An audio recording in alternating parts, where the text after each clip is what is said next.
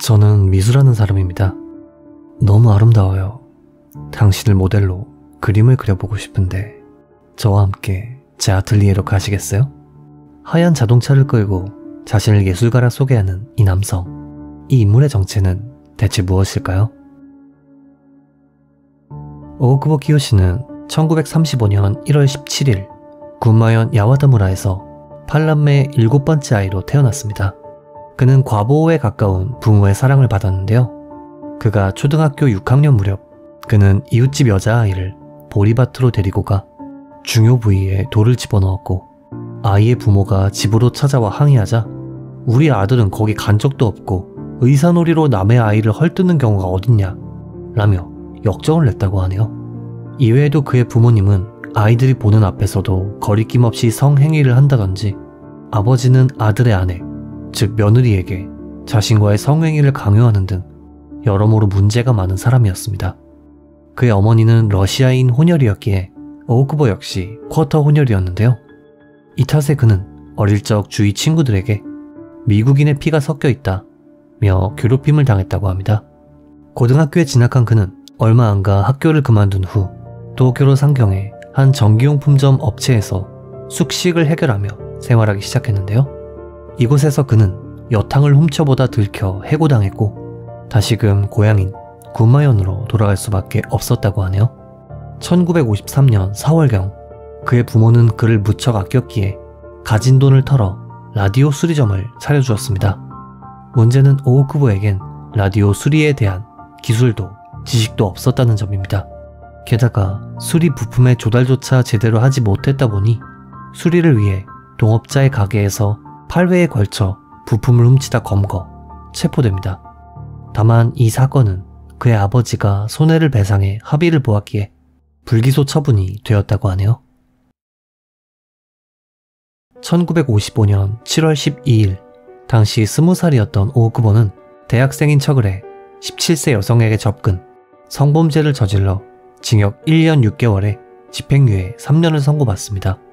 하지만 반년도 채 지나지 않아 또 성범죄를 저질렀기에 징역 2년을 선고받아 형무소에 수감됩니다. 그는 도합 3년 6개월의 형을 살게 되었지만 형무소에서의 태도가 모범적이었기에 모범수로 선정 3년 만에 가석방됩니다. 하지만 이미 성범죄에 맞들린 그는 20대 여대생을 집으로 데려와 또다시 성범죄를 일으켰는데요.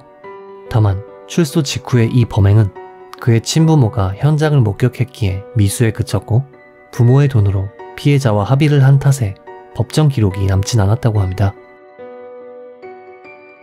1962년 오오쿠보는 한 여성과 1년 정도 사귄 후 결혼을 하게 됩니다. 그간 여러 여성에게 성범죄를 일으켰던 오오쿠보지만 어째서인지 아내가 된 여성과는 결혼하기까지 손조차 제대로 잡지 못했다고 하네요.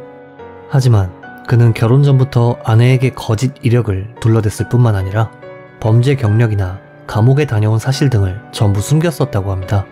한편 오오쿠보는 결혼 후엔 아내의 도움을 받아 우유 판매점을 개업했습니다. 개업 초기 그는 열심히 일했고 이내 둘 사이에 아이도 태어나게 되는데요.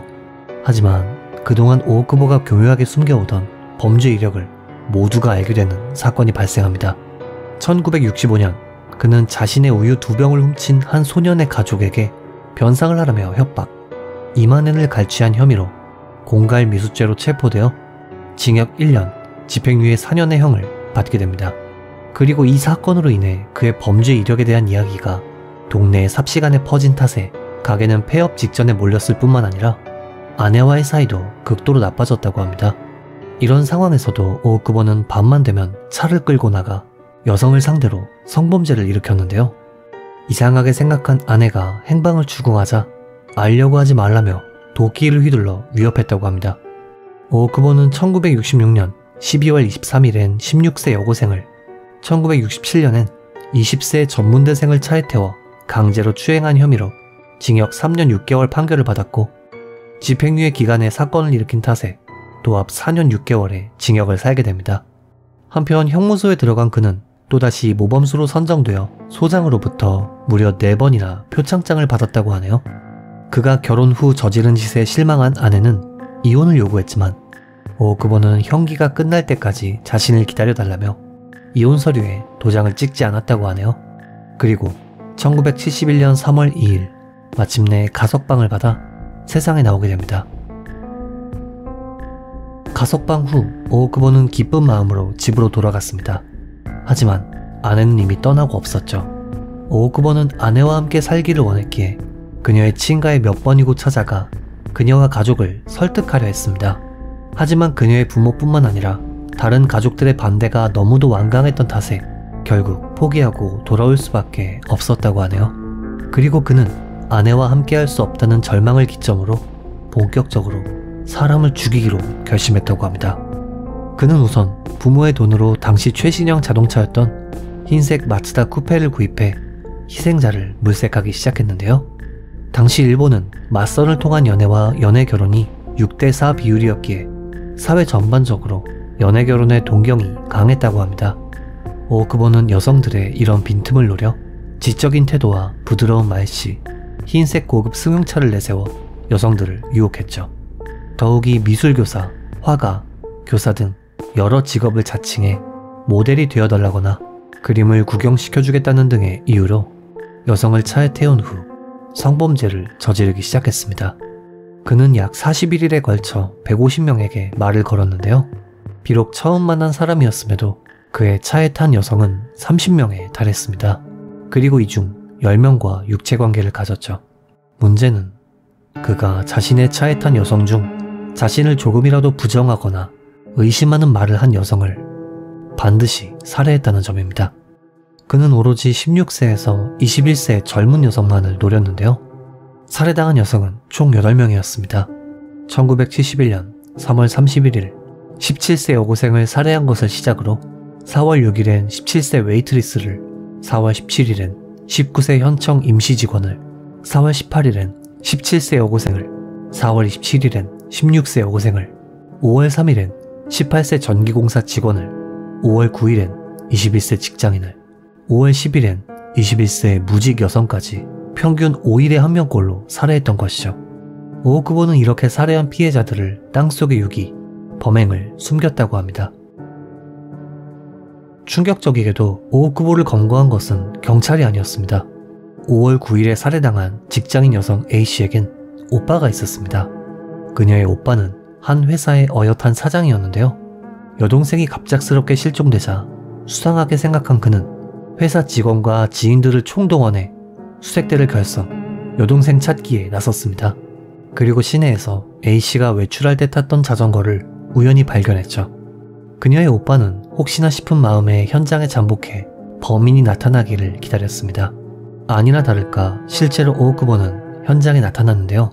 그는 조심스레 자전거로 다가가 장갑으로 쓰다듬는 행동을 했다고 합니다. 훗날 밝혀진 바에 따르면 이는 지문을 지우기 위함이었다고 하네요. 수상하게 생각한 A씨의 오빠는 그에게 말을 걸었고 당황한 오오쿠보는 황급히 자동차를 타고 도망쳤습니다. 이때 A씨의 오빠는 오오쿠보의 차종과 번호판을 외워둔 상태였기에 경찰에 연락함과 동시에 자동차 판매점에 해당 번호를 조회하여 오오쿠보의 신원을 밝혀내는 데 성공합니다. 5월 13일 수색대는 경찰과 연동해 자동차 추격전 끝에 오오쿠보의 신변을 구속해 경찰에 인도했습니다. 하지만 막상 그를 체포하긴 했어도 기소를 위한 결정적인 증거가 부족한 상태였습니다. 게다가 구류 제한 기간이 점점 임박해오기 시작했기에 A씨의 오빠와 경찰은 조급할 수밖에 없었습니다. 그도 그럴 것이 만약 이 기간 안에 증거를 찾아내 기소하지 않으면 그는 풀려나 증거들을 인멸할 게 뻔하기 때문이었죠. 하지만 이윽고 오오쿠보에게 성폭행을 당한 피해 여성이 나타나 얼굴을 확인하더니 그가 범인이 맞다고 증언해준 데다 오오쿠보 본인이 A씨 살해 혐의를 인정했기에 살인 및 시체 유기, 음란 목적 유괴 등으로 재체포되어 본격적인 수사가 시작됩니다. 하지만 수사는 결코 쉽지 않았습니다. 그에게 시신을 유기한 장소를 물어도 오오쿠보는 경찰에 대한 복수다, 절대로 말 안 하겠다 라며 시종일관 비역주적인 태도로 일관했는데요. 경찰은 천천히 오오쿠보를 설득하기 시작했습니다. 오오쿠보의 자작시를 그의 앞에서 읽어주거나 릴케의 작품을 읽어주는 등 인간적으로 다가가 일부 증언을 얻어냈고 이윽고 보도 관계자를 동행하지 않는다는 조건으로 시신의 위치를 알아내는데 성공하게 됩니다. 하지만 피해자 전원을 발견하기까지는 무려 80일이라는 시간이 걸렸다고 하네요. 한편 이 조사기간 중 아내와의 이혼이 성립되었다고 합니다. 1971년 10월 25일 오크버는 재판장에서 아무것도 할 말이 없습니다 라는 말과 함께 기소 사실을 전부 인정했다고 하네요. 재판관은 판결문에서 타인의 생명을 희생했음에도 비인간적이고 반성 없는 태도와 더불어 자신의 욕망을 위해 젊은 여성의 목숨을 연달아 빼앗았다 라며 사형을 선고했습니다. 오크보는 이후 뜬금없이 친족이나 권력기관을 비판한다거나 어차피 자기는 사형이라며 변호인을 해임한다든지 재판관을 직권남용죄로 고소하는 등의 기행을 보였습니다. 하지만 그렇다고 해서 그의 죄가 사라지는 것은 아니었죠. 그리고 결국 1976년 1월 22일 도쿄 구치소에서 사형 집행이 이루어졌습니다. 물론 세상을 떠날 때까지 사죄의 말 한마디조차 없었죠. 이번 사건 어떻게 보셨는지요? 피해자의 명복을 빌며 영상을 마칩니다. 괴미사였습니다.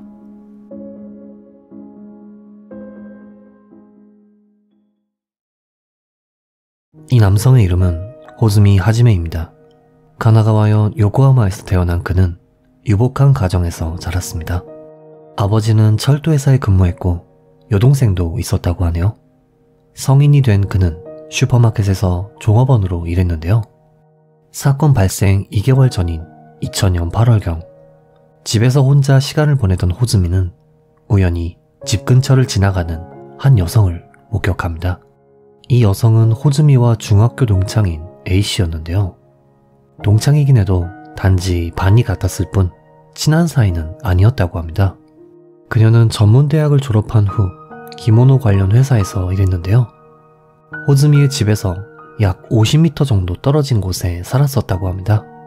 또한 주변 증언에 따르면 A씨는 효심이 정말 깊고 가족을 소중하게 생각하는 사람이었다고 하네요. 호즈미는 그녀를 자신의 성적 욕구를 해소하기 위한 목표로 삼았고 위험한 계획을 세우기 시작합니다. 2000년 10월 16일 저녁 8시 50분경 A씨는 회사 일을 끝마치고 도보로 퇴근하던 길이었습니다. 그녀의 퇴근길은 다소 인적이 드문 곳이었다고 하는데요. 호즈미는 이곳에서 A씨를 덮치기 위해 자동차를 탄 채 기다리고 있었습니다. 그리고 A씨가 호즈미의 자동차를 지나친 후 몇 초가 지났을까요? 호즈미는 악셀을 힘껏 밟습니다. 배후로부터의 충격으로 A씨는 밭으로 굴러 떨어졌는데요. 호즈미는 부상당한 그녀를 들쳐업은 뒤 근처 농기구 창고로 데려갔고 그녀를 협박하기 위해 소지했던 흉기를 들이댑니다. 그리고 이내 A씨의 목을 향해 휘둘러 그녀의 목숨을 빼앗죠. 호즈미는 얌전해진 그녀에게 자신의 성적 욕구를 해소하려 했는데요. 인기척이 느껴졌기에 A씨를 방치한 채 도주했다고 합니다. 호즈미의 도주로부터 약 1시간 후인 밤 10시경 마침 주변을 지나가던 한 행인이 A씨를 발견하고 즉시 경찰에 신고합니다. 밤 12시경 경찰로부터 A씨의 가족에게 전화가 갔는데요. 따님이 어떤 옷을 입었는지 알려주셨으면 합니다. 라는 내용이었다고 하네요. 딸의 옷차림을 설명한 부모님은 불안할 수밖에 없었는데요. 이윽고 경찰차가 집에 도착했고 부모님을 태워 어디론가로 향했습니다. 부모님은 운전 중인 경찰관에게 딸에게 무슨 일이 있나요? 라고 물었지만 경찰관은 굳은 표정으로 아무 대답도 하지 않았다고 하네요. 그리고 새벽 3시 사건 발생 사실과 사건의 피해자가 자신의 딸이라는 것을 부모님이 알게 됩니다. 하지만 이후 경찰의 수사는 쉽지 않았습니다. 외진 곳에서 발생한 사건인데다 목격자도 CCTV도 없었기 때문이죠. 결국 범인을 잡지 못한 채 시간은 점점 흘렀고 A씨 어머니는 입버릇처럼 딸의 곁으로 가고 싶어 라고 말하게 됩니다. 그녀는 딸을 잃은 슬픔에 창란 증세를 일으켜 집을 뛰쳐나오거나 젊은 여성이 피해자인 뉴스를 보면 극도로 우울해지는 모습을 보였습니다. 이후 정신감정 결과 PTSD를 진단받았다고 하네요. 한편 완전 범죄를 저지른 호즈미는 브레이크가 고장난 듯 일도 그만두고 가족에게 폭력을 가하기 시작했는데요. 이 폭력을 견디지 못한 부모님과 여동생은 그를 남겨둔 채 도망쳤다고 하네요. 그래도 자식이라고 호즈미의 부모님은 그에게 꼬박꼬박 생활비를 송금했다고 합니다. 사건으로부터 3년 후인 2003년 9월, 호즈미는 스스로 경찰에 전화를 걸어 자수합니다. 훗날 밝혀진 바에 따르면 그가 자수한 이유는 부모님의 생활비 지원이 끊겨서 였다고 하네요. 그가 진술한 내용은 교통사고를 내서 구급차를 부르려고 했어요. 그래서 A씨의 휴대전화를 빌리려고 했는데 다툼이 생겼죠. 욱하는 마음에 그녀의 목숨을 빼앗게 되었습니다. 라는 내용이었는데요. 그는 체포 후 A씨와 그녀의 부모님께 죄송합니다. 죗값을 치르고 싶습니다. 라는 내용의 진술서를 작성해 제출했고 언뜻 반성하는 듯 보였습니다. 하지만 변호사와 접견한 이후 그의 태도는 돌변했는데요. 이전까지 반성 운운하던 말은 한마디도 꺼내지 않은 채 재판이 열릴 때까지 묵비권을 행사했다고 합니다. 이윽고 요코하마 지방법원에서 열린 첫 공판. 그는 이때가 되어서야 처음으로 입을 열었습니다. 그리고 그 내용은 저는 하지 않았고 그런 장소에 간 적도 없습니다. 자수할 때 말한 내용은 혼자 상상한 내용입니다. 이렇듯 그는 자신의 범행을 부인했으며 변호사는 이에 대해 그가 자수한 이유는 부모님의 관심을 끌기 위해서였으며 사실 다 거짓말이었다 라는 변호로 무죄를 주장했습니다. 이에 대해 A씨의 부모님은 재판에서 짐승 같은 범인이 앉았던 의자엔 앉고 싶지 않다. 죄의식에 파편조차 없는 그를 극형에 처해 주셨으면 한다 라고 발언했고 검찰 측 역시 극악무도하고 반사회적이며 갱생은 불가능한 것으로 보인다 라며 무기징역을 구형했습니다. A씨의 가족은 재판 결과가 발표될 때까지 서명운동을 했고 약 3개월 동안 6,700명 이상의 서명을 받았다고 하네요.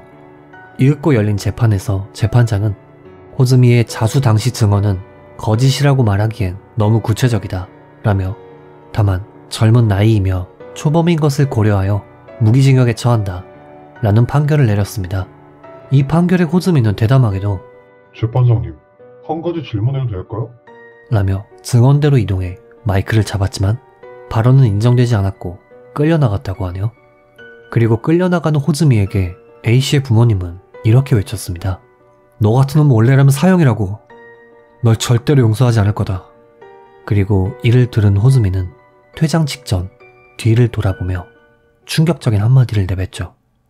네가 마중 안 나와서 네 딸내미가 죽은 거야. 이렇듯 사죄는커녕 유족을 모욕하는 발언을 한 것이죠. 반성의 기미가 전혀 없던 호즈미는 무기징역 판결에 항소를 했는데요. 항소심이 열리기 전 정말 너무도 안타까운 일이 발생하게 됩니다. 2006년 8월 1일 A씨의 어머니가 열차에 몸을 던져 세상을 떠난 것이죠. 유서는 없었지만 차단기 앞에는 벗은 신발이 가지런히 놓여 있었다고 하네요. A씨의 어머니는 사건 이후 고통스러운 나날을 보내왔는데요. 딸을 잃은 슬픔에 밤에는 잠들지 못했고 식사도 제대로 하지 못했으며 체중이 10kg나 빠졌다고 합니다. A씨의 어머니는 생전 언론과의 인터뷰에서 다음과 같은 말을 남겼는데요. 매일매일이 살아있는 지옥 같습니다. 빛 한 줌 없는 사막에 있는 것 같아요.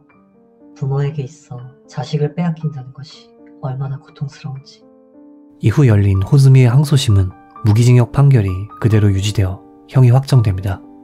하지만 어처구니 없는 일은 여기서 끝이 아니었죠. 딸과 아내를 잃은 A씨의 아버지는 호즈미를 상대로 약 5억 5천만 원에 달하는 민사소송을 제기했습니다. 이 민사재판에서도 호즈미는 자신의 범행을 부인했지만 재판 결과 호즈미에게 5억 5천만 원의 손해배상 명령이 떨어졌죠. 하지만 아버지가 재판에 승소했어도 호즈미는 1원도 지불하지 않았습니다. 그도 그럴 것이 지불할 능력이 없었기 때문이죠. 참고로 호즈미의 아버지는 철도회사를 정년퇴직한 후 420제곱미터나 되는 땅에 대출 없이 큰 집을 짓고 살고 있다고 하네요. 일반적으로 이런 사건의 경우엔 부모에게 도의적 책임이 있기에 사죄와 배상을 담당하지만 그의 아버지는 1원도 지불하지 않았습니다. 그 이유는 법적으로 지불 의무가 있는 것은 호즈미 본인이지 가족이 아니기 때문이라고 하네요. 훗날 사건에 관심이 있던 한 기자가 호즈미의 아버지를 찾아갔는데요. 기자는 반대 입장에서 자식이 살해당한다면 용서하실 수 있습니까? 라고 물었고 호즈미의 아버지는 용서 못하죠 라고 대답했다고 하네요. 이후 배상금을 지불하실 생각이 있냐는 기자의 질문엔 집안으로 도망치듯 몸을 숨겼다고 합니다. 그리고 역시나 사죄의 한마디조차 없었죠. 한편 호즈미는 감옥에서도 6개월 중 4개월을 독방에 갇힐 정도로 반항적인 태도로 반성 따윈 하고 있지 않다고 합니다. 이 사건은 정말 많은 것을 생각하게 합니다. 말이 가진 무게부터 자신의 부인과 딸을 빼앗아간 극악무도한 살인자를 자신의 세금으로 먹여 살려야 하는 아이러니까지 말이죠. 딸을 잃은 부모님의 마음을 생각하면 영상을 제작하는 제 마음도 너무 무거워지네요. 이번 영상 어떻게 보셨는지요? 피해자의 명복을 빌며 영상을 마칩니다.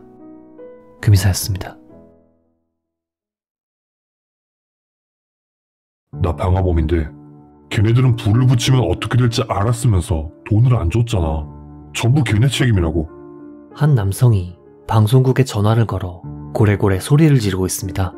이 남성은 누구이며 왜 이런 전화를 하고 있는 것일까요?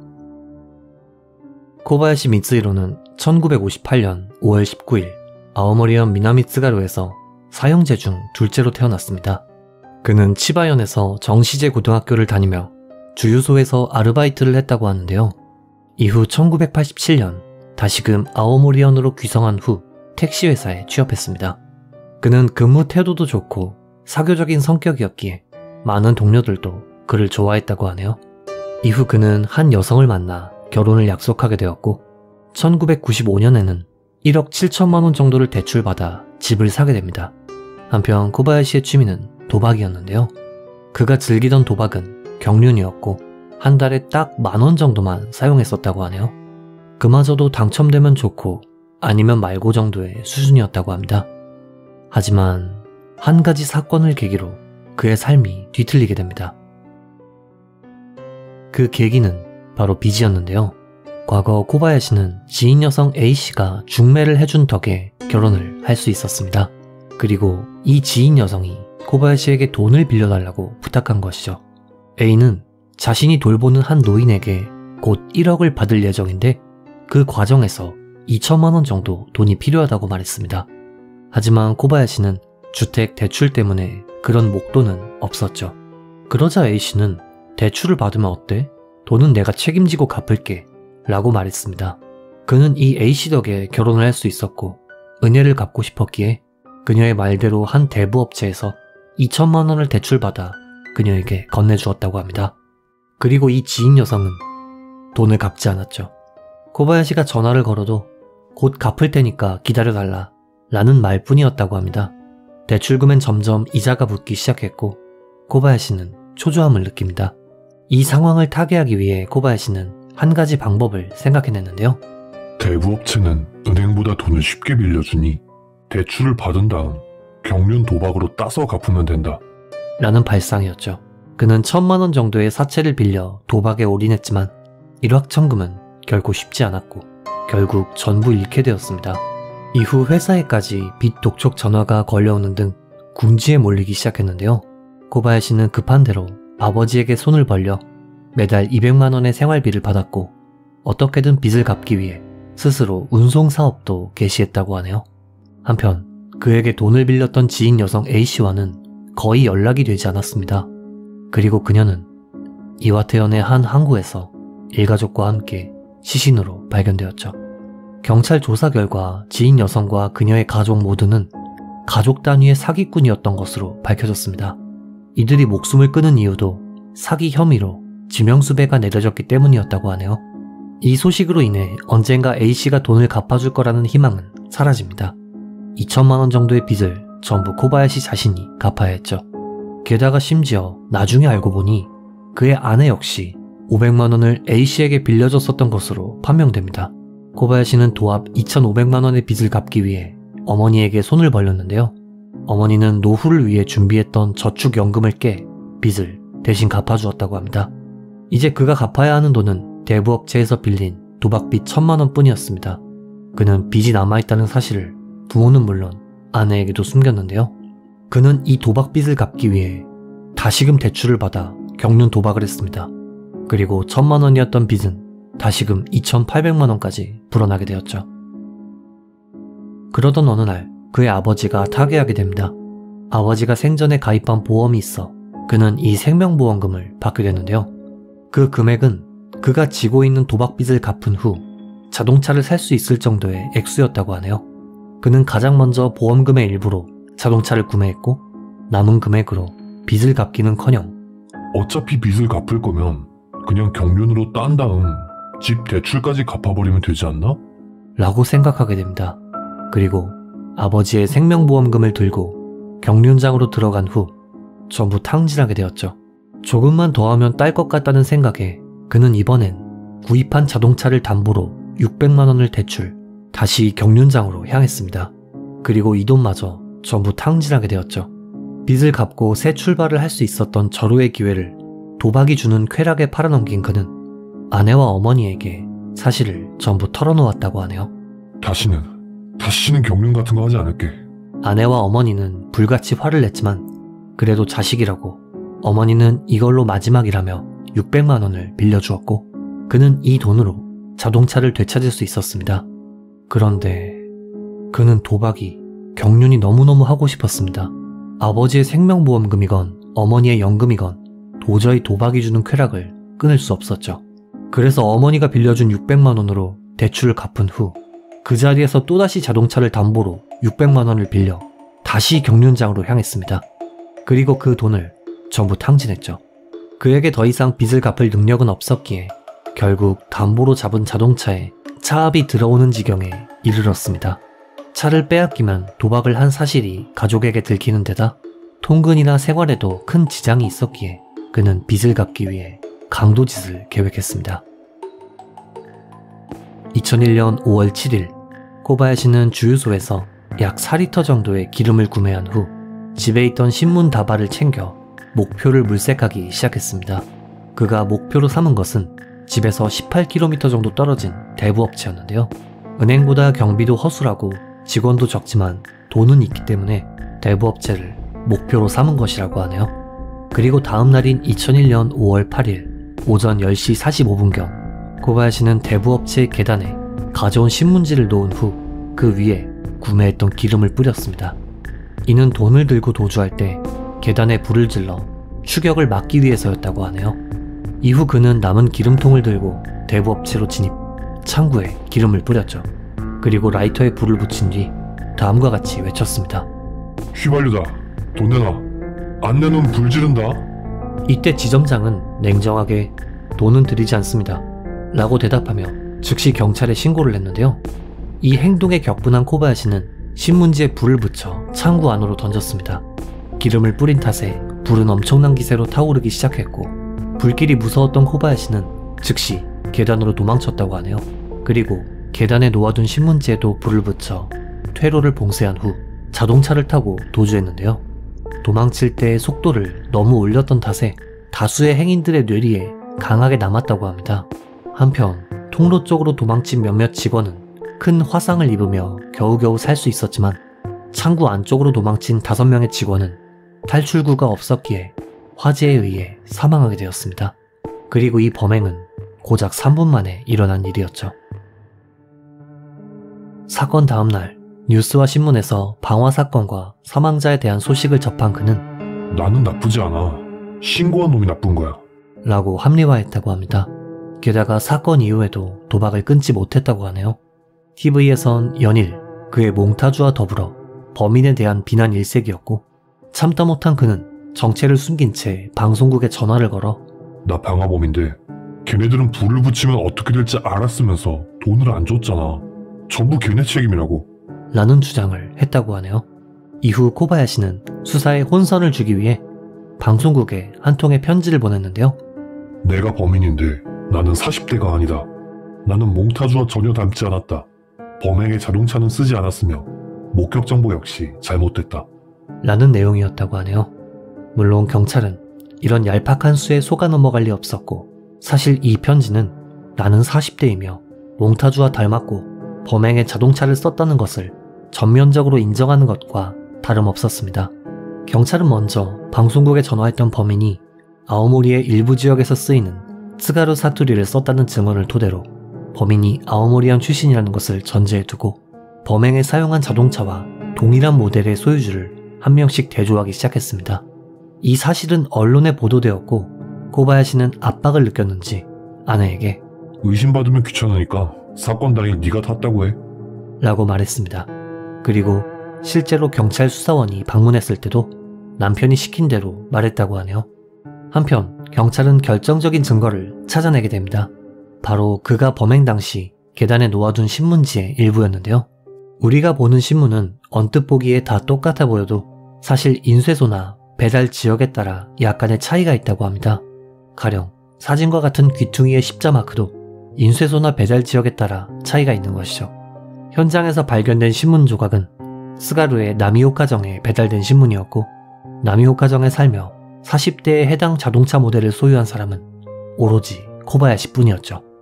경찰은 즉시 코바야시의 자택을 압수수색했고 방송국에 보낸 편지에 피랍이 남은 편지지와 범행 당시 입었던 작업복도 발견했다고 하네요. 2002년 3월 4일 그는 즉시 체포되었고 혐의를 인정했다고 합니다. 코바야시는 재판에서 다음과 같이 주장했습니다. 그는 죽일 생각은 없었다.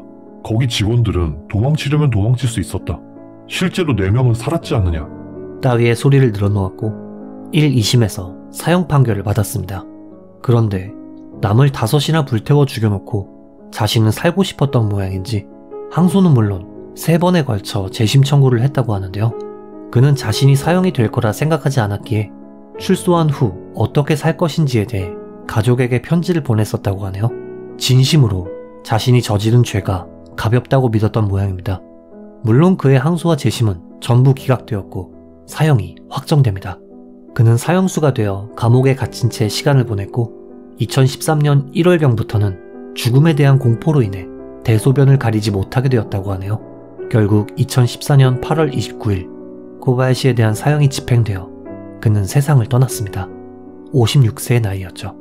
도박으로 패가 망신한 경우를 살면서 종종 봤던 탓에 일본에 있을 때 파친코조차 하지 않았습니다만 도박이 얼마나 무서운지 새삼 느끼게 되네요.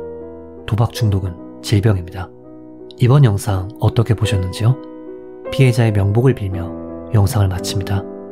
금이사였습니다.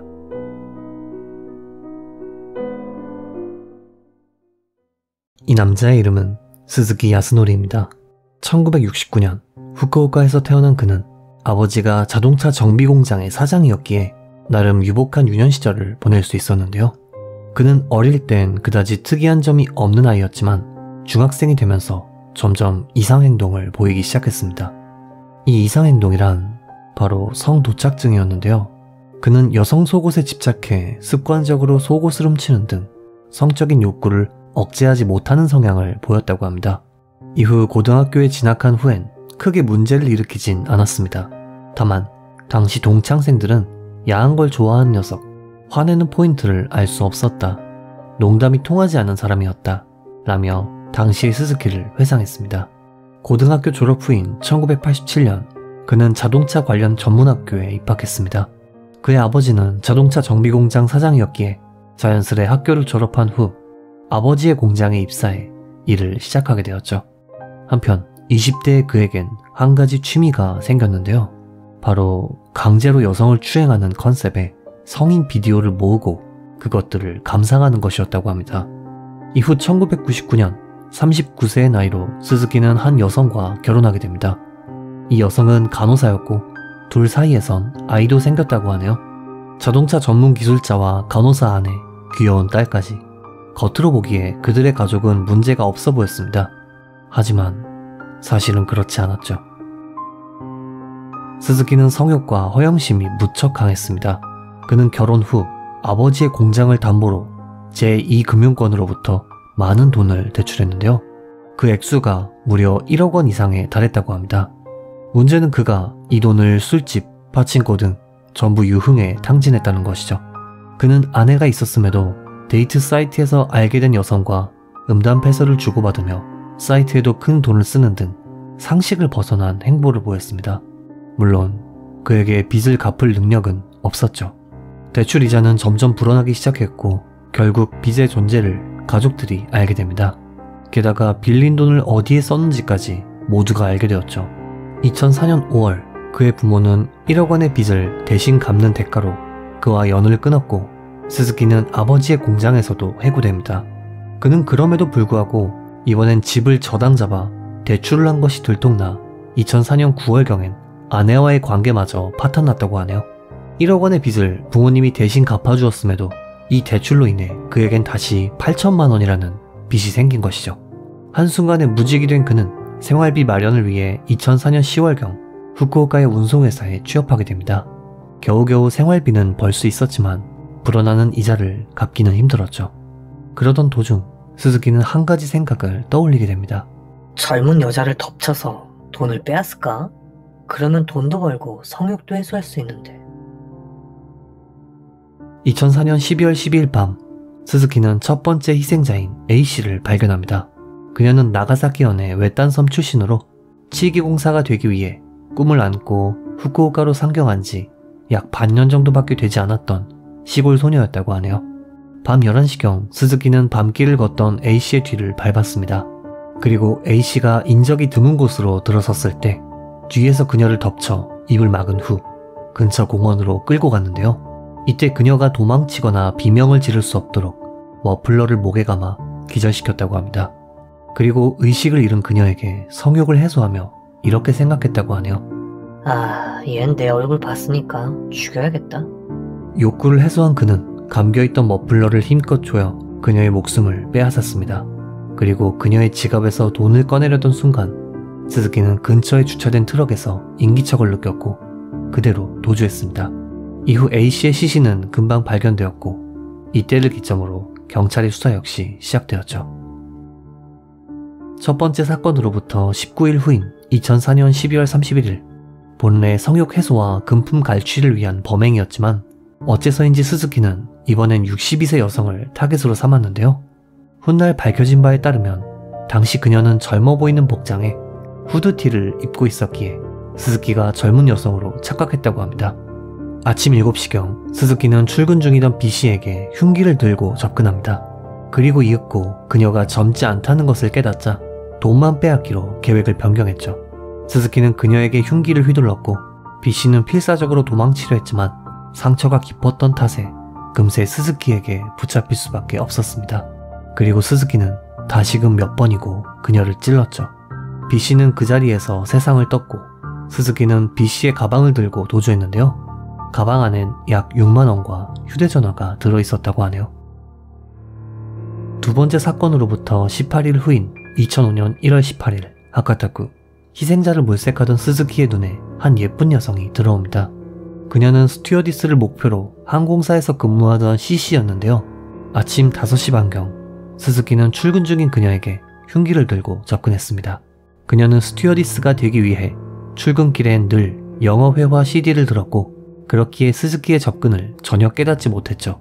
스즈키는 A씨 때와 마찬가지로 그녀의 입을 막은 후 공원으로 끌고 갔습니다. 하지만 그때와는 다르게 통행인이나 주변을 다니는 자동차가 많았기에 들키는 것이 두려워진 스즈키는 흉기로 C씨를 몇 회에 걸쳐 찌른 후 가방만 훔쳐 도망쳤다고 합니다. 그리고 이 공격으로 C씨는 목숨을 잃게 되었죠.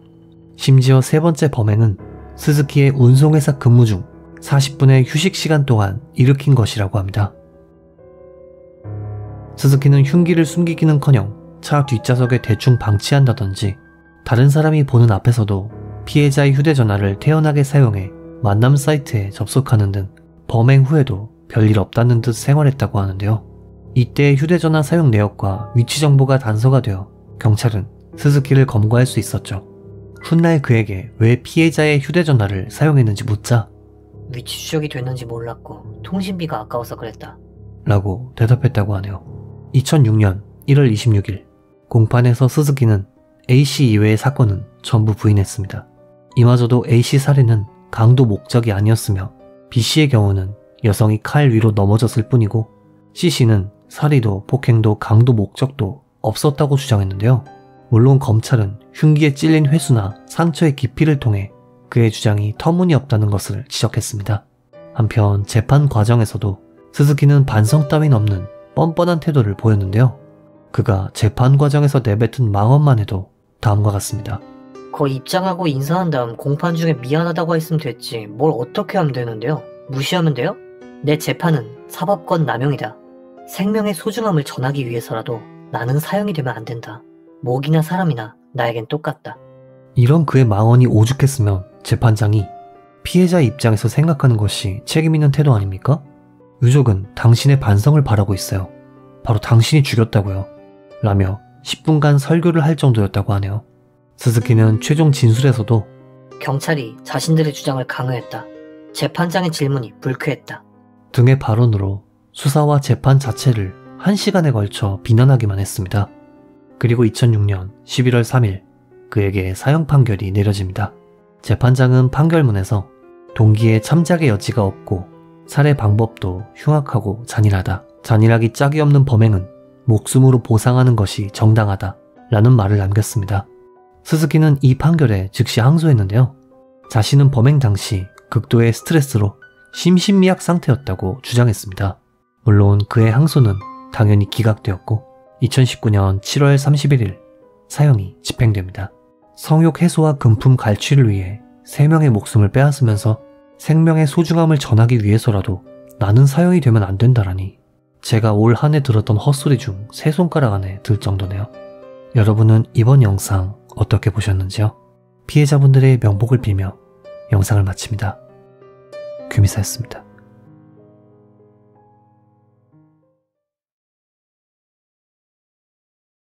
죄를 뉘우치고 반성할 수 있겠습니까? 법정에서 재판장이 한 남성에게 이렇게 물었습니다. 그러자 피고인은 건들거리며 이렇게 답했죠. 변하지 않을 것 같은데요? 이 남성은 과연 무슨 짓을 저질렀던 것일까요? 이 남성의 이름은 기시모토 코우스케. 이바라키현에 살았던 그는 사형제 3남으로 태어났다고 합니다. 그의 아버지는 어느 정도 이름이 있는 학자였고 키시모토는 어릴 적부터 이런 아버지를 존경했다고 합니다. 그는 초등학생 시절 미래의 꿈에 대한 글짓기 수업에서도 저는 아버지를 무척 존경합니다. 저도 아버지의 뒤를 이어 훌륭한 어른이 되어 다른 사람을 돕는 일을 하고 싶습니다. 라는 장문을 했다고 하는데요. 하지만 이랬던 그는 고등학생이 되자 성격이 변했다고 합니다. 어떤 이유가 있었는지는 명확히 밝혀지지 않았지만 결국 그는 고등학교를 중퇴하게 되었죠. 하지만 고등학교를 중퇴한 그는 일은 하지 않고 유흥에 빠졌는데요. 돈은 없지만 놀고 싶었기에 늘 가족의 지갑에서 돈을 훔치곤 했다고 합니다. 그리고 훔친 돈으로 파친코는 물론 캬바쿠라, 쉽게 말해 고급 유흥주점에 다니곤 했다고 하는데요. 그의 유흥비는 점점 커졌고 이에 따라 훔치는 액수도 커지기 시작했습니다. 그는 가족의 예금 증서는 물론 재테크용으로 구매한 국채 등을 몰래 빼돌린 후 현금으로 바꿔 유흥에 탕진했고 그가 유흥에 사용한 금액은 반년 만에 2천만엔 이상에 달했다고 하는데요. 그는 이런 행위를 멈추지 않았고 돈 씀씀이는 점점 가속화되어 나중엔 총 5천만엔 정도를 몰래 훔쳐 유흥비로 허비하게 되었죠. 그리고 그를 끔찍이 아끼던 그의 할아버지는 손자의 이런 행동을 알게 되었고 앞날을 엄청나게 걱정했다고 합니다. 당시 그의 할아버지가 작성한 일기에는 다음과 같은 내용이 적혀 있었다고 하는데요. 잠금 장치를 이중으로 설치했다. 아내가 손주를 무척 걱정한다. 금고 열쇠가 문제다. 고우스케가 집으로 들어와 가방을 뒤지는 모습을 목격했다. 정황상 집안의 돈을 훔치는 것을 할아버지가 알았음에도 그는 도둑질을 계속해왔던 모양입니다. 사건 발생으로부터 3년 전 키시모토의 어머니가 암으로 사망합니다. 하지만 키시모토는 아랑곳하지 않고 여전히 유흥을 즐겼다고 하는데요. 이에 가족과 소원해진 그는 아버지와는 얼굴도 보지 않았고 주로 전화나 메시지 등으로 가끔 연락을 하는 정도였다고 합니다. 한편 그러던 어느 날 키시모토는 벌이가 없었음에도 뜬금없이 고급 외제차를 구매했다고 하는데요. 하지만 그는 자동차의 대금을 지불하지 못했고 결국 돈을 내기 위해 말도 안 되는 계획을 세우게 됩니다. 바로 은행에서 현금을 훔치겠다는 생각이었죠. 그는 계획을 세운 즉시 스쿠바 미라이 씨의 한 은행에 몰래 침입했다고 하는데요.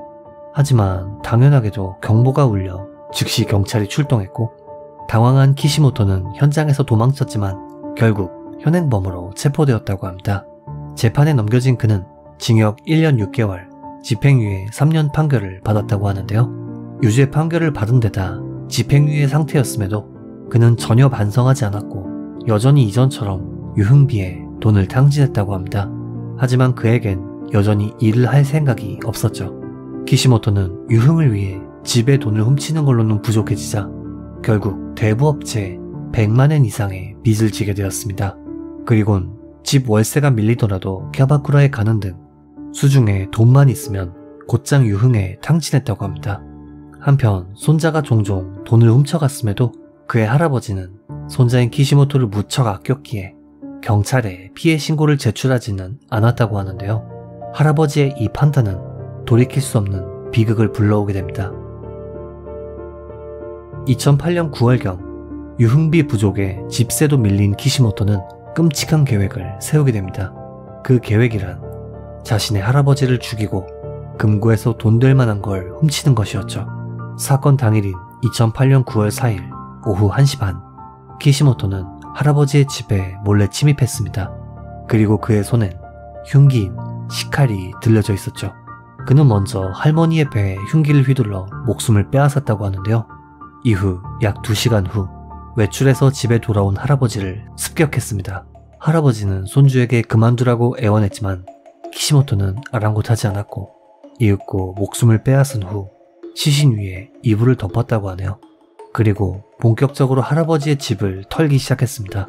키시모토는 먼저 방의 금고를 부숴 강제로 열었고 안에 있던 현금 약 16만엔과 98,000엔어치의 상품권 그리고 할아버지의 현금 카드를 훔쳐 달아났죠.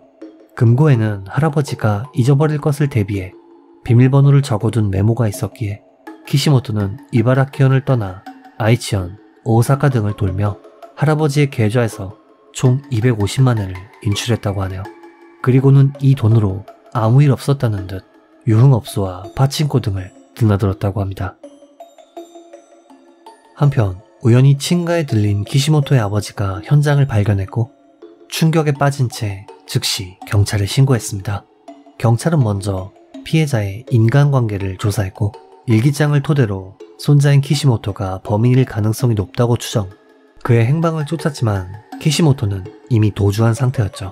한편 금고에서 돈이 사라진 것으로 볼 때 금전을 노린 살인일 가능성을 염두에 두고 금전 출납 기록을 수사한 결과 계좌에서 돈이 인출된 사실을 발견하게 됩니다.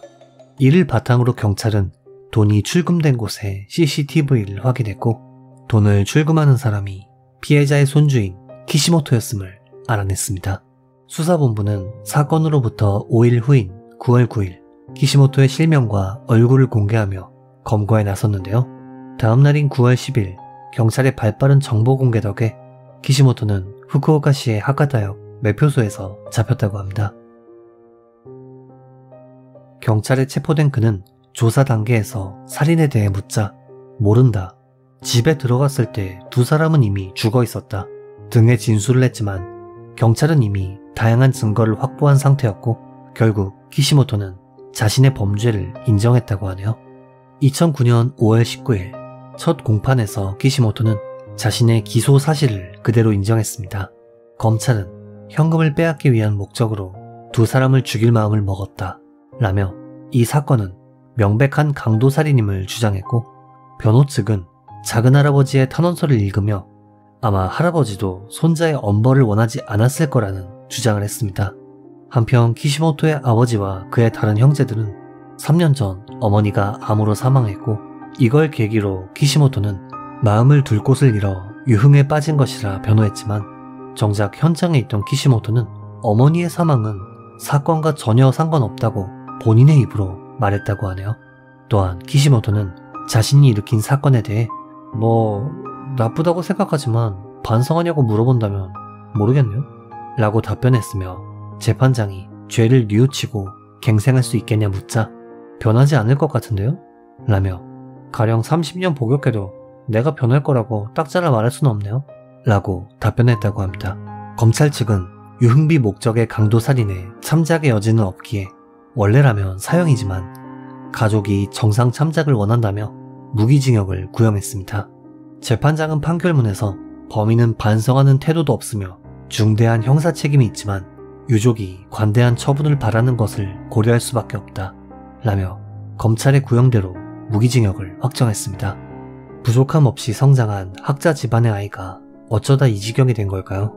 개인적인 의견이지만 명백히 잘못된 부분을 바로잡아주는 것 역시 진정한 가족의 사랑 중 하나가 아닐까 생각해봅니다. 이번 영상 어떻게 보셨는지요? 피해자의 명복을 빌며 영상을 마칩니다. 규미사였습니다.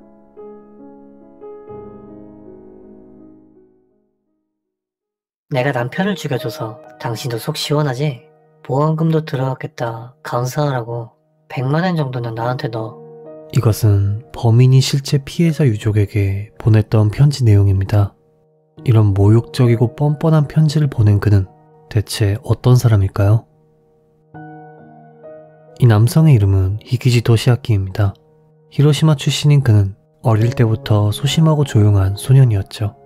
그의 아버지는 일본 유명 자동차 기업인 마츠다에서 근무했으며 그다지 특이한 점 없는 보통 가정에서 자랐다고 하네요. 하지만 그가 초등학생일 무렵 갑작스럽게 어머니가 세상을 떴고 아버지는 간호사인 새어머니와 재혼하게 됩니다. 히키지는 이 새어머니와 사이가 좋지 않았기에 이 둘은 걸핏하면 언성을 높이곤 했다고 하네요. 고등학교를 졸업한 그는 마츠다의 협력사에 입사해 좌석의 시제품을 만드는 부서에서 약 6년 반 정도 근무했는데요. 1992년 이곳을 자진 퇴사한 그는 이후 여러 회사를 전전하며 생활하게 됩니다. 운전과 자동차를 좋아했던 그는 한밤중에도 시끄러운 배기음을 내며 주변을 운전하곤 했기에 가족들의 불만이 폭발, 결국 쫓겨나듯 자취를 시작하게 됩니다. 자취를 시작한 그의 삶은 금세 빈곤해졌습니다. 원인은 그의 취미생활에 있었죠. 그는 자동차를 너무 좋아했던 탓에 스포츠카를 포함 7년 동안 최소 4번 이상 자동차를 바꿨다고 하네요. 갖고 싶은 차가 있으면 사야 직성이 풀렸던 그는 빚을 내서 자동차를 샀던 탓에 2008년 파산 신청을 하게 됩니다. 한편 파산 신청 후 정신적으로 궁지에 몰려있던 그는 TV에서 우연히 한 사건을 접하게 됩니다. 바로 2008년 아키하바라에서 일어났던 묻지마 살인사건이었는데요. 7명이 목숨을 잃고 10명이 부상당한 끔찍한 사건이었죠. 그는 이 사건을 접한 후 흥분한 듯 주변 지인들에게 다음과 같이 이야기했다고 합니다. 야, 그 자식 대단하지? 와, 그런 짓을 하다니 진짜 대단해. 이 이야기를 들은 그의 지인들은 좀 이상하다고 생각했지만 이내 대수롭지 않게 넘겼다고 하네요. 이후 시간이 흐른 2010년 3월 25일 히키지는 마츠다 본사 공장에 6개월 계약직으로 입사하게 됩니다. 하지만 작업 속도를 따라잡지 못해 체력적으로 힘들어했고 결국 실질 근무일 8일 만에 회사를 그만두게 되었죠. 그리고 이때를 기점으로 히키지의 상태가 돌변하게 됩니다. 회사를 그만둔 이후 히키지의 정신 상태는 점점 불안정해졌고 이내 한 가지 생각에 사로잡혔습니다. 나는 마츠다 직원들에게 집단 스토킹을 당하고 있다. 마츠다 본사에서 스토킹을 그만두지 않으니 복수할 수밖에 없다. 그리고 사건 발생 6시간 전인 2010년 6월 22일 새벽 그는 20년 지기 친구인 A에게 자신의 스토킹 피해를 털어놓습니다. 직장에서 일하고 있으면 누군가가 내 방 가구를 옮겨놔. 마츠다에서 일할 때 직원들이 날 비웃었는데 그 녀석들의 짓이 틀림없어. 이렇게 된 이상 아키하바라 사건처럼 차로 다 들이받아 버릴까? 라고 이야기를 꺼냈는데요. 그의 친구는 보통 사람이었던 모양인지 관계없는 사람한테 해를 끼치는 건 이상하잖아 라며 만류했다고 합니다. 그 말에 히키지는 납득한 듯 보였고 미소를 지으며 집으로 돌아갔다고 하네요. 그리고 6시간 후인 2010년 6월 22일 오전 7시 35분경 히키지는 자동차를 타고 자신이 2주간 일했던 마츠다 공장으로 돌진했습니다. 그가 도착한 시간대는 야간 근무자와 주간 근무자가 교대하는 시간대로 부진에 많은 사람이 있었다고 하네요. 그는 약 70km 정도의 속도로 동쪽 입구에 직원 2명을 들이받은 뒤 경비원의 제지를 뿌리치고 부지 내를 달리며 5명을 차로 치었습니다. 그리고 본사 공장까지 이동해 5명을 더 들이받았죠. 총 12명의 직원을 차로 들이받은 그는 북쪽 입구로 달아났고 이 사건으로 1명이 사망하고 11명이 부상을 당했다고 하네요. 그는 사건 직후 전날 자신이 상담했던 친구에게 전화를 걸어 방금 마츠다에 대한 오랜 원한을 풀었어. 나 아마 사형이겠지. 드디어 아키하바라 사건을 넘어섰다고? 라며 일방적으로 통보를 한 후 전화를 끊었다고 합니다. 그리고 도주로부터 40분 후 경찰에 전화를 걸어 내가 했다. 라며 자수했습니다. 긴급 출동한 경찰이 조사한 결과 그는 차 내에 시카를 숨겨두었었는데 이는 상황이 여의치 않을 때 더 많은 사람을 해치기 위해 준비한 것으로 밝혀집니다.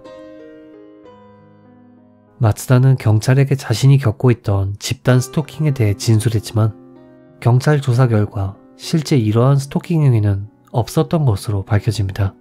한편 재판에서는 그의 책임 능력 여부가 중요한 쟁점이었는데요. 정신감정 결과 그는 망상성 장애를 앓고 있지만 책임 능력이 명백히 존재한다는 결론이 나왔기에 심신미약을 받을 수 없었고 결국 검찰에 의해 기소됩니다. 그리고 그는 재판 과정에서 어처구니 없는 태도를 보였는데요. 검찰이 피해자 수가 몇 명인지 알고 있냐 묻자 8명까지는 인정합니다. 9명부터는 기억이 안 나요. 라고 대답했으며 만일 가석방되게 된다면 어떻게 할 거냐는 질문에는 가석방 되면 다시 차 끌고 마츠다로 돌진해야죠. 이번에야말로 성과를 낼 겁니다. 라며 무려 풀려나면 또다시 범죄를 저지를 거라는 답변을 했습니다.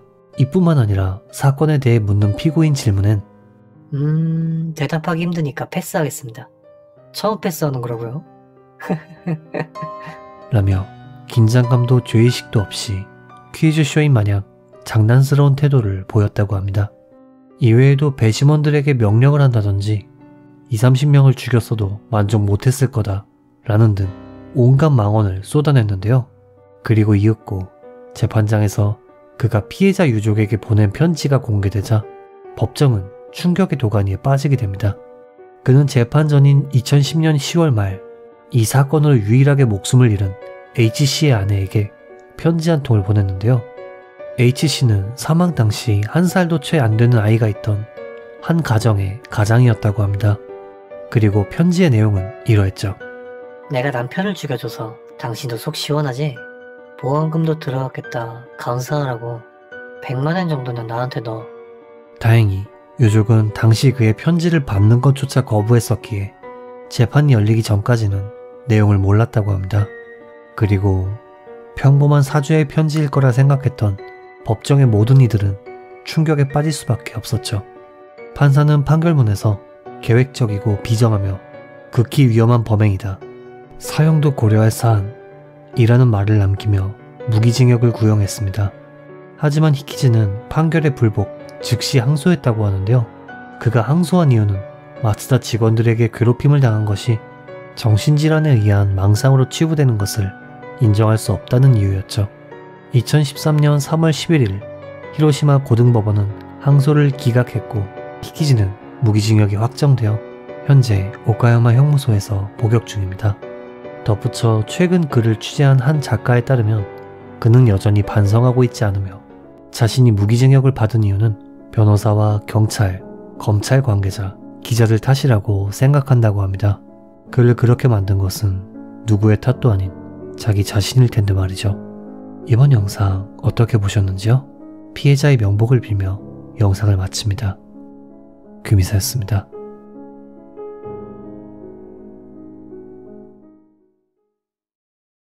피해자요? 전 불쌍하다고 생각 안 해요. 목적을 위해 사람을 죽이는 건 하나의 수단이 아닐까요? 이것은 오늘 다룰 사건의 범인이 법정에서 실제로 한 말입니다. 그는 대체 무슨 이유로 이런 발언을 하게 된 걸까요? 1982년 9월 29일 오사카 스미요시쿠에 한 아이가 태어납니다. 이 아이의 이름은 스미다 코이치.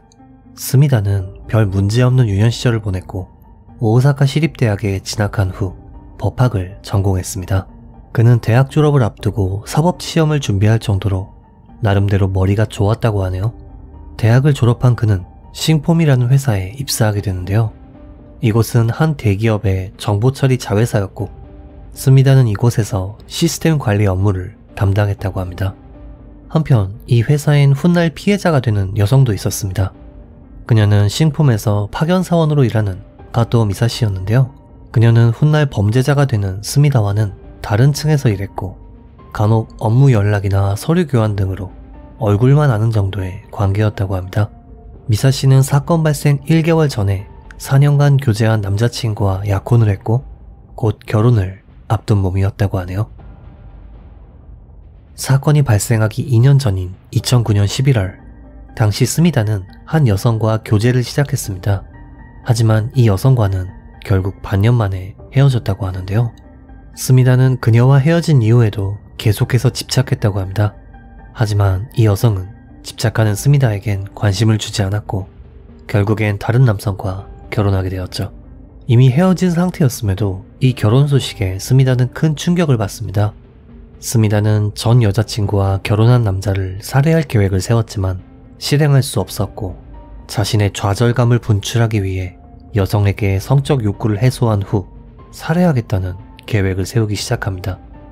2011년 9월 20일 스미다는 회사를 퇴직했는데요. 퇴직한 그는 본격적으로 자신의 범행에 박차를 가합니다. 먼저 그는 물건을 고르듯 주변에서 자기 취향인 여성을 물색했습니다.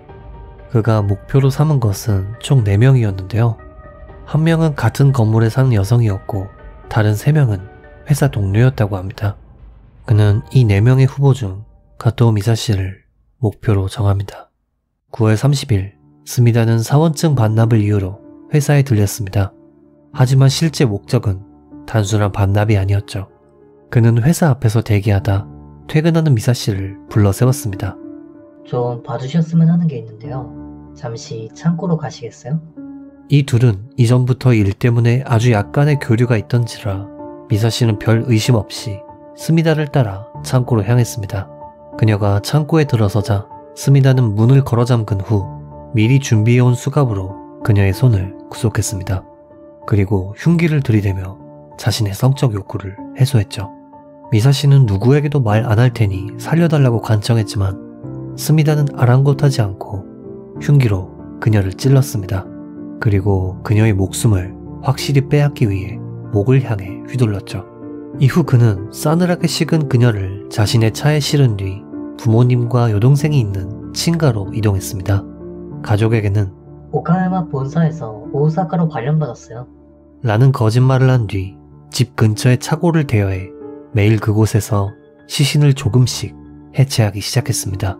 그리고 해체한 시신은 근처의 야마토강이나 쓰레기통에 조금씩 유기했다고 하네요. 한편 미사시의 가족은 딸의 귀가를 오매불만 기다렸는데요. 그녀는 평소부터 무슨 일이 있으면 반드시 가족에게 연락을 했는데 아무런 연락이 없었던 것에 위화감을 느낀 그녀의 부모님은 무슨 일이 생긴 게 분명하다고 생각, 즉시 경찰에 신고했습니다. 경찰은 미사시의 흔적을 쫓기 위해 그녀가 마지막으로 목격된 회사에서의 행적부터 조사하기 시작했는데요. 아니나 다를까 회사의 CCTV에 스미다와 미사시가 함께 걷는 모습이 찍혀 있었기에 경찰은 그를 수상하다고 여겨 수사원을 파견했습니다. 그리고 스미다는 순순히 자신의 범행을 인정, 즉시 체포되었죠. 한편 압송 과정에서 스미다가 포승줄을 풀고 도망치려던 것을 경찰관이 제지했다는 이야기도 있습니다. 10월 7일 경찰은 스미다가 빌렸던 차고를 수색했는데요. 이곳에서 부엌칼이나 톱 등 여러 도구와 함께 시신의 일부가 발견되었습니다. 그리고 DNA 감정 결과 미사시로 밝혀졌죠. 이뿐만 아니라 스미다가 검은 비닐봉투를 운반하는 모습을 인근 주민들이 몇 번이고 목격했다는 증언도 있었습니다. 결국 오카야마 지검은 살인 및 시체유기, 손괴 혐의로 그를 기소했습니다.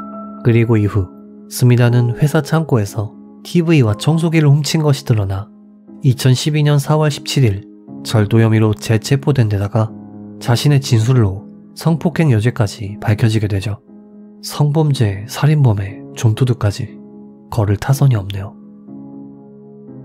2013년 2월 5일과 2월 6일 두 번에 걸친 공판에서 스미다는 다음과 같은 법정 진술로 세간을 경악시킵니다. 피해자요? 전 불쌍하다고 생각 안 해요. 목적을 위해 사람을 죽이는 건 하나의 수단이 아닐까요? 그는 이런 궤변을 늘어놓으며 살인이 나쁜 것이 아니라는 주장을 반복했는데요.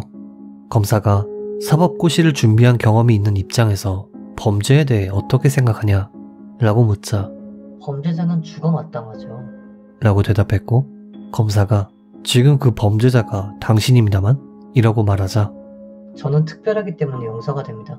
라며 30살 처먹은 어른이 할 말이라기엔 어처구니 없는 대답을 했죠. 또한 검찰이 그가 일으킨 성범죄에 관해 묻자 재판장에서 제대로 얘기하기 힘들 것 같아 말했을 뿐이지 반성 같은 거 안 합니다. 라며 천인공노할 뻔뻔함을 보여주었죠.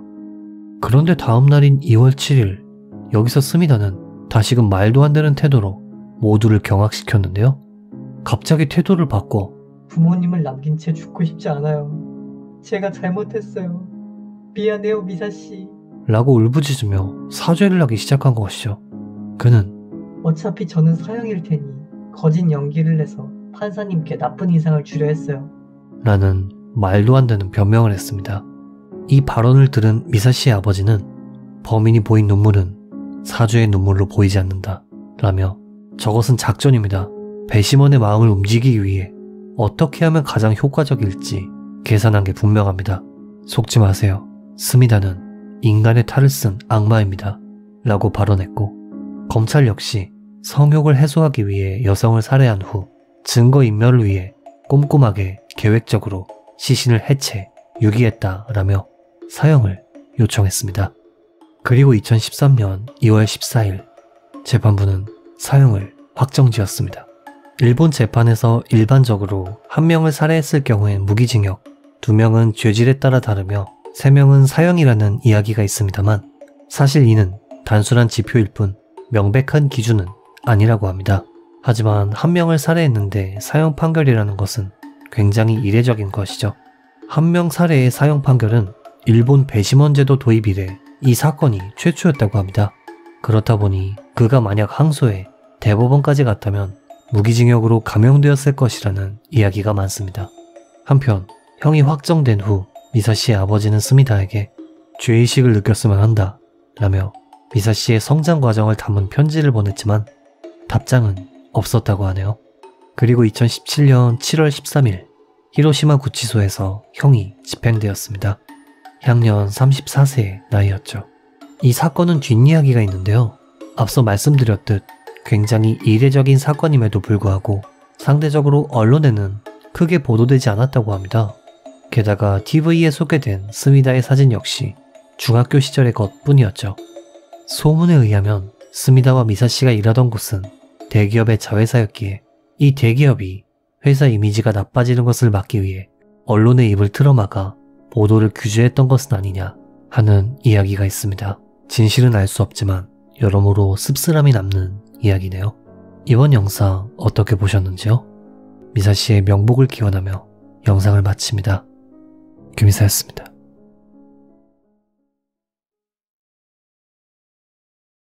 (2020년 7월 1일) 한 남성이 경찰서 문을 열고 들어옵니다.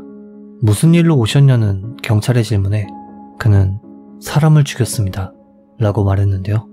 과연 무슨 일이 있었던 걸까요? 1975년생인 니와 유이치는 어릴 적부터 굉장히 밝은 성격이었다고 합니다. 그는 교우 관계도 넓었고 스포츠는 물론 성적도 굉장히 좋았다고 하는데요. 대학에 진학한 그는 한 가지 취미를 가지게 됩니다. 그건 바로 도박이었죠. 게다가 그는 흔히 접할 수 있는 파친코 같은 것이 아닌 포커나 마작처럼 좀 더 위험성이 있고 본격적인 도박에 꽤나 깊게 빠진 상태였다고 하네요. 그는 대학을 졸업한 후 학원에 취직해 학원 강사로 일하기 시작했습니다. 또한 결혼에 성공해 사랑스러운 딸도 얻게 되었죠. 문제는 그의 도박 중독이 여전했다는 것입니다. 그는 취업은 물론 결혼 후에도 가족에게는 비밀로 도박장에 다니곤 했는데요. 돈이 없을 땐 대출을 받아 도박을 할 정도로 그 정도가 심했다고 합니다. 한편 그는 심리적으로 초조해지면 머리가 잘 돌아가지 않는 성격이었다고 하는데요. 이 때문에 도박에서도 돈을 따는 경우는 별로 없었다고 합니다. 이러다 보니 그의 도박빚은 점점 늘어났고 나중엔 친구에게까지 손을 벌릴 정도가 되었다고 하는데요. 이마저도 부족해 나중엔 학원의 강의료를 몰래 빼돌리기도 했다고 하네요. 그러던 어느 날이었습니다. 도박을 하기 위해 돈을 빌릴 곳이 없을까 궁리하던 니와의 눈에 학원 강사 동료인 A씨가 들어옵니다. 다만 무턱대고 돈을 빌려달라고 하면 거절당할 게 뻔했기에 니와는 그럴듯한 거짓말로 A씨에게 투자를 권유했는데요. 그는 자신이 잘 아는 투자처에 돈을 맡기면 나중에 큰 돈을 목돈으로 받을 수 있다며 설득했고 그의 이야기가 설득력이 있었던 모양인지 A씨는 니와를 믿고 약 10년에 걸쳐 매달 돈을 입금하기 시작했습니다. 이 금액은 점점 불어나 나중엔 1160만엔에 달하는 거금이 되었다고 하는데요. 매달 A씨에게 투자를 명목으로 돈을 뜯어냈지만 그럼에도 니와는 늘 도박을 하기 위해 돈이 필요했습니다. 나중에 가서는 딸의 보험을 몰래 해약한 후 그 돈으로 도박을 하는 등 인간 이하의 행보를 보였다고 하네요. 그의 도박빚은 점점 불어났고 결국엔 감당할 수 없는 지경에 이르렀습니다. 그러자 니와는 한 가지 계획을 세우게 되는데요. 2019년 8월 니와는 자신의 직장인 학원에서 경찰에게 신고를 했습니다. 신고 내용은 누군가에게 둔기로 머리를 공격당했고 범인이 현금 50만엔 정도를 훔쳐서 달아났다 라는 이야기였는데요. 물론 이 내용은 거짓이었습니다. 그는 지속적으로 학원의 강의료를 빼돌렸었고 이를 감추기 위해 거짓 강도 사건을 만든 것인데요. 그는 강도에게 공격당했다는 증거를 남기기 위해 스스로 머리를 벽에 갖다 박는 등의 자작극을 벌였습니다. 이후 니와는 경찰에 소환되어 조사를 받게 되었습니다만 당시 그를 조사했던 형사들에 따르면 그의 진술은 앞뒤가 맞지 않았다고 합니다.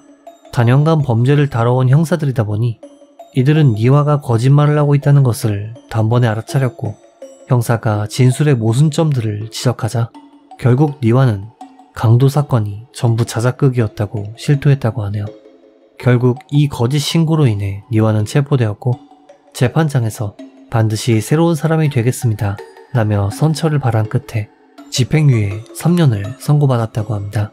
결국 형무소 복역 없이 사회로 복귀한 니와는 당연히 학원에서 잘렸고 친가에서 부모님과 살며 새로운 직장에 취업했는데요. 이 소동으로 인해 니와에 대한 신뢰가 깨진 A씨는 자신의 돈을 받을 수 있냐 물었고 니와는 A씨를 안심시키기 위해 10년에 걸쳐 매달 10만엔씩 돌려주겠다는 사용증을 작성했다고 합니다. 하지만 이마저도 고작 4개월 만에 돈을 갚지 않게 되었다고 하는데요. 그 이유는 니와의 도박 중독이 낫지 않았기 때문입니다.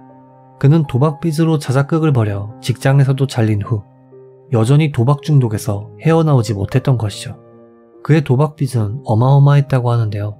상황을 들은 니와의 부모님이 2천만엔 이상의 도박빚을 대신 갚아주며 상황은 일단락되는 듯 했습니다. 하지만 사실 니와에겐 A씨를 속여 10년간 받아온 1000만엔의 빚이 남아있었죠. 니와는 만약 이 사실이 가족에게 알려지면 끝장이라고 생각했는데요. 한편 A씨는 니와가 돈을 갚지 않자 빚을 독촉했고 이에 니와는 한 가지 계획을 세웁니다. 니와는 이렇게 된 이상 A씨에게 모든 사정을 설명하고 난 후 만약 A씨가 법적 조치를 취하겠다고 하면 죽이겠다고 결심합니다. 2020년 6월 28일 밤 니와는 A씨에게 말할 것이 있다며 A씨가 살던 아파트 주차장으로 불러냈습니다. 그리고는 A씨가 법적 대응을 한다고 할 경우 그를 없애기 위해 칼과 송곳을 챙겨 약속 장소로 향했는데요. A씨와 만난 그는 모든 상황을 설명했습니다. 그간 10년의 투자는 전부 거짓이었고 이 사실이 가족에게 알려지면 모든 것이 끝이다. 그간의 빚을 없던 걸로 해주지 않겠냐 등의 내용이었다고 하는데요. 이야기를 들은 A씨는 법적인 조치를 취하겠다며 돌아섰고 이에 분노한 니와는 A씨의 등을 칼로 찌른 후 송곳으로 16곳 이상을 공격해 목숨을 빼앗았습니다. 이윽고 니와는 움직이지 않는 A씨를 차에 감춘 후 A씨의 방에 들어가 한 가지 물건을 찾기 시작했습니다. 그것은 바로 그가 과거 작성했던 차용증이었죠. 이 문서만 없어진다면 자신의 빚을 증명할 증거 역시 사라지는 것이기에 집안 곳곳을 뒤지던 니와는 서류와 더불어 300만 엔 정도의 현금을 발견했고 이를 챙겨 차에 탄 후 후쿠이현의 한 야산에 A씨를 숨겼습니다. 그리고 다음 날인 29일 새벽 3시경 준비해온 캐리어에 A씨를 넣은 후 후쿠이현의 류가하나댐에 던져버렸죠. 그가 유기한 A씨의 시신은 당일 오후 2시쯤 발견되었습니다. 우연히 류가하나댐에서 낚시를 하던 몇 명의 낚시꾼들이 수면에 떠오른 이상한 물체를 발견한 것이죠. 한편 A씨와 연락이 되지 않는 걸 이상하게 생각한 그의 아버지는 경찰에 실종 신고를 제출했다고 하는데요. 류가하나댐에서 신원불명의 시신이 발견되었다는 뉴스를 보며 설마? 하는 생각이 들었다고 합니다. 그리고 이내 아버지의 나쁜 예감은 현실이 되었습니다. 경찰에게 신원 확인을 위해 출두해달라는 연락을 받게 되었고 발견된 시신이 아들임을 확인한 아버지는 오열했다고 하네요. 한편 뉴스 보도로 심리적으로 궁지에 몰린 니와는 결국 경찰에 자수했고 즉시 체포됩니다. 니와는 경찰 조사 단계에서 빚을 없애기 위해 죽였다고 진술했는데요. 정작 재판에선 변호사를 통해 다음과 같이 주장했습니다. 빚이 있다는 걸 가족이 알면 가족을 잃게 된다는 절박함으로 죽였다. 따라서 돈을 목적으로 한 살인이 아니다. 이와 더불어 유족에 대한 사죄의 말 한마디 없이 변호사 통해서 말하세요 라는 말만 했다고 하네요.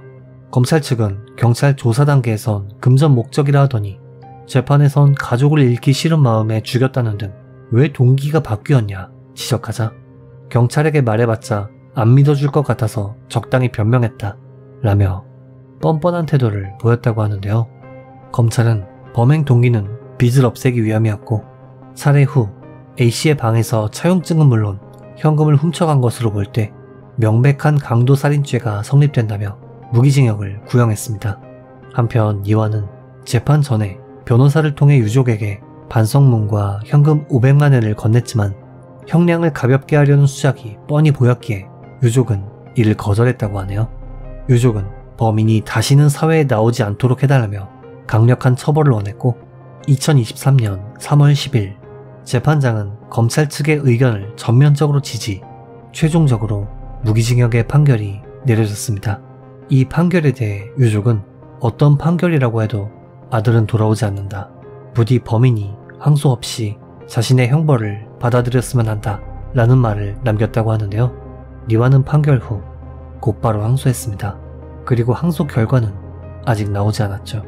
프랑스 속담에 이런 말이 있다고 합니다. 도박은 탐욕의 아들이며 절망의 아버지이다. 이번 영상 어떻게 보셨는지요? 범인의 응당한 죗값과 더불어 피해자의 명복을 빌며 영상을 마칩니다. 귀미사였습니다.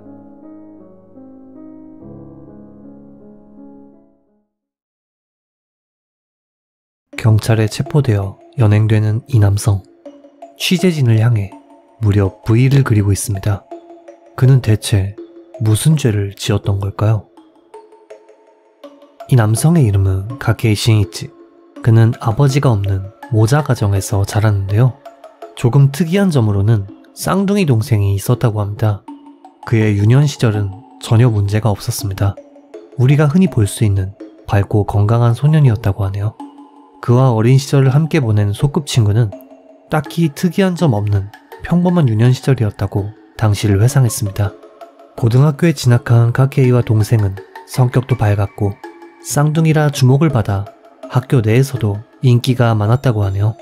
고등학교 졸업 후 2008년경 가케이 신이치는 일본의 유명 택배 회사인 야마토 운수에서 근무했습니다. 당시 그는 일에 무척 불만이 많았던 모양인지 하루는 일이 끝난 후 직장 동료와 담배를 피우며 일에 대한 불평불만을 쏟아냈다고 하는데요. 그 다음날부터 연락도 받지 않고 출근하지 않았다고 하네요. 이후 그는 아프신 어머니를 간호하며 여러 비정규직을 전전했다고 합니다. 한편 가케이는 근처 주민들에게 평판이 무척 좋았는데요. 근처에 살던 한 주민은 가케이 형제와 그의 어머니가 함께 장을 보러 다니는 걸 자주 봤다며 사이좋은 모자지간이었다고 진술했습니다. 또한 이웃 주민이 장바구니가 무거워 힘겨워할 때 대신 들어주기도 하는 등 주변 주민들에게도 친절했으며 마주칠 때면 늘 밝게 인사를 건네곤 했다고 합니다. 다만 그에 대한 나쁜 평가 역시 존재했는데요. 그는 과거 경찰을 때려 공무집행 방해로 체포된 일도 있었고 운전 실수로 사장이 화를 내자 사장에게 욕을 퍼붓고 일을 그만둔 적도 있었다고 합니다. 시간은 흘러 2018년 그는 여러 비정규직을 돌고 돌아 10년 만에 다시 야마토 운수에서 일하게 됩니다. 그는 직장 내에서는 말수가 적고 내성적이었지만 일처리도 빨랐으며 근무 태도도 굉장히 성실했다고 합니다. 한편 그는 야마토 운수 외에도 파견 사원으로 투잡을 뛰었다고 하는데요. 그러다 보니 아침 무렵이면 잔뜩 지친 듯 축 처진 몸을 끌며 집으로 돌아오는 모습이 주변 주민에게 목격되곤 했다고 합니다. 과도한 노동 속에서 카케이는 다시금 야마토 운수에 불만을 갖게 되는데요. 동료에게는 이렇게 열심히 하는데 제대로 평가받기는커녕 지적질만 당해. 라고 불만을 토했고 범행을 일으키기 직전 친구와의 대화에서는 반말을 내뱉는 어린 관리직한테 나는 존댓말을 해야 된다고 라며 직장에서 느낀 스트레스를 이야기했었다고 합니다. 그리고 사건 전날인 2020년 10월 5일 카케이의 근무 중 트러블이 발생합니다. 센터에서 경력이 긴 A씨에게 짐 쌓는 게 잡스럽다 라는 주의를 받은 것이죠. 이 A라는 사람은 평소부터 카케이가 짐 쌓는 것이 마음에 들지 않았는지 발달장애가 있냐는 폭언을 했었다고 하는데요. 이날은 그간 참았던 분노가 폭발한 것인지 카케이는 격하게 화를 내며 이내 A씨와 멱살을 잡고 싸움을 벌이게 됩니다. 한편 현장에는 아르바이트생인 여성 B씨도 있었는데요. 그녀는 둘 사이에 끼어 싸움을 말렸다고 하네요. 그런데 싸움을 말리던 B씨가 어쩌다가 카케이의 손에 맞고 맙니다. 이에 A씨는 자신과 B씨가 폭행을 당했다며 상부에 보고했고 이것으로 인해 카케이는 직장에서 즉시 해고당하게 되었죠. 문제는 당시 야마토 운수가 B씨에게 경찰서에 가서 카케이를 폭행으로 신고하도록 지시했다는 것입니다. 다만 이에 대해 B씨는 싸움을 말이다 어쩌다 맞았을 뿐이고 카케이 씨와는 사이도 나쁘지 않아요. 라고 거절했지만 회사의 명령이었기에 어쩔 수 없이 경찰서로 향했다고 하네요. 이후 B씨는 경찰에게 싸움 중에 카케이 씨가 휘두른 칼이 어쩌다 제 몸에 닿았을 뿐인데 회사에선 폭행으로 피해 신고를 하라고 왔는데요. 사실 저를 폭행하려는 게 아니니까 피해 신고를 하고 싶진 않아요. 라고 이야기했고 피해 신고 없이 집으로 귀가했다고 합니다. 문제는 카케이의 착각이었습니다. 그는 자기가 해고된 것이 A, B씨 탓이라고 생각해버린 것이죠. 해고당한 그는 지체 없이 홈센터로 이동, 야구 배트 한 자루와 칼 2자루를 구매했습니다. 그리고 그날 저녁 흉기를 타올로 감싼 후 집에서 범행 예행 연습을 했다고 하네요. 다음 날인 2020년 10월 6일 새벽 4시 15분경 카케이는 자신이 일하던 야마토 운수 물류센터에 흉기를 들고 잠입했습니다. 그리고 마침 막 출근한 참이었던 B씨를 습격했죠. 그녀는 최소 17회 이상의 공격을 받아 그 자리에 쓰러졌고 다시는 돌아올 수 없는 사람이 되어버렸습니다. 한편 B씨가 공격받던 순간 A씨는 출근을 위해 센터 앞에 차를 세웠는데요. 그는 차에서 내리는 순간 B씨의 비명을 듣게 됩니다. 뭔가 이상함을 직감한 A씨는 황급히 센터 안으로 들어갔고 그의 눈에 들어온 것은 흉기를 쥔 채 비명을 지르며 A씨를 향해 뛰어오는 카케이였습니다. A씨는 카케이와 충돌, 몸싸움을 벌였지만 이내 필사적으로 도망쳤고 카케이는 무려 자동차를 타고 그를 뒤쫓았다고 하네요. 그리고 추격 도중 잔뜩 쌓은 짐은 물론 센터의 벽을 자동차로 들이받는 등 완전히 이성을 잃은 듯한 상태였다고 합니다.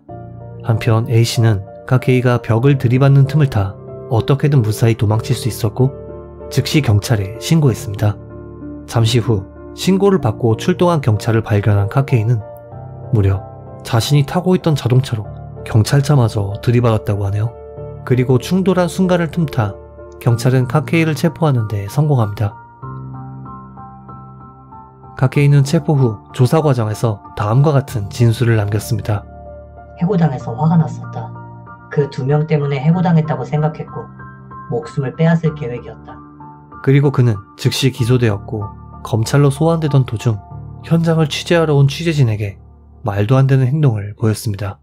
무려 자신을 찍는 보도진 카메라에 웃음을 보이며 손가락으로 V를 그렸던 것이죠. 이후 2022년 1월 21일 첫 공판이 열렸습니다. 카케이는 재판장에서 전혀 반성하는 태도를 보이지 않았다고 하는데요. 재판장이 그에게 이름을 묻자 몰라. 라고 대답한 것을 시작으로 직업을 묻자 신의 사자. 라는 등 어처구니 없는 대답을 했다고 합니다. 이후 사건 경위를 검찰이 설명하자 거짓말하지 마. 라며 검찰에게 소리를 질렀다고 하는데요. 사건 상황에 대한 질문에는 쓰잘데기 없는 질문엔 대답 안 해. 라고 답하는 한편 그때 A의 목숨을 끊어놓지 못한 게 참 아쉽네. 라는 말을 남겼다고 합니다. 그리고 그의 이러한 답변에 방청석에선 비난의 목소리가 빗발쳤고 카케이는 방청석을 향해 지옥에나 떨어져라. 라고 소리를 질렀다고 합니다. 이후 B씨 살해에 대해 묻자 그는 별 생각 없다. 라고 대답했고 A씨를 공격한 이유에 대해서 묻자 감옥을 출소하면 그때 죽인다. 라고 대답했다고 하네요. 한편 살해당한 B씨의 남편은 증언대에서 다음과 같은 말을 남겼습니다. 아내는 늘 밝고 긍정적이며 제게 있어 소중한 존재였습니다. 재판에서 범인의 뻔뻔한 태도를 보고 있자니 지옥에 있는 것 같은 기분입니다. 이후 검찰은 카케이에게 징역 28년을 구형했고 변호 측은 징역 17년이 적당하다고 주장했습니다. 한편 형량 이야기를 들은 카케이는 날 재판하면 세상이 끝난다고. 라는 알 수 없는 말을 남겼다고 하네요. 2022년 2월 3일 판결 공판에서 재판장은 반성의 태도가 보이지 않는다 라며 그에게 징역 27년을 선고했습니다. 재판장은 당시 카케이에게 자신의 죄를 받아들이시죠 라고 말했다고 하는데요. 이에 대해 카케이는 뭐? 전혀 모르겠는데? 라고 대답했으며 내 맘속에 신을 화나게 했어. 이 나라는 끝이다. 라는 등 여전히 반성 따윈 없는 태도로 일관했다고 합니다. 한편 그의 어처구니 없는 발언을 들은 방청석에선 신의 야복에 등의 폭언이 쏟아졌다고 하네요. 이뿐만 아니라 카케이는 재판이 끝날 즈음 사형이었으면 좋았을 텐데. 기쁘게 죽었을 텐데. 신의 분노다. 5월 7일. 등 의미불명의 말을 남겼다고 하네요. 그런데 그는 사형이었으면 좋았을 거라는 말을 해놓고선 정작 징역 27년의 판결이 나자 곧바로 항소했다고 합니다. 하지만 결국 그의 항소는 기각되었고 징역 27년의 형이 확정됩니다. 만일 그가 형무소에서 형을 다 살게 된다면 출소할 때쯤엔 73세의 나이가 되어 있겠네요. 이번 영상 어떻게 보셨는지요? 피해자의 명복을 빌며 영상을 마칩니다. 금이사였습니다.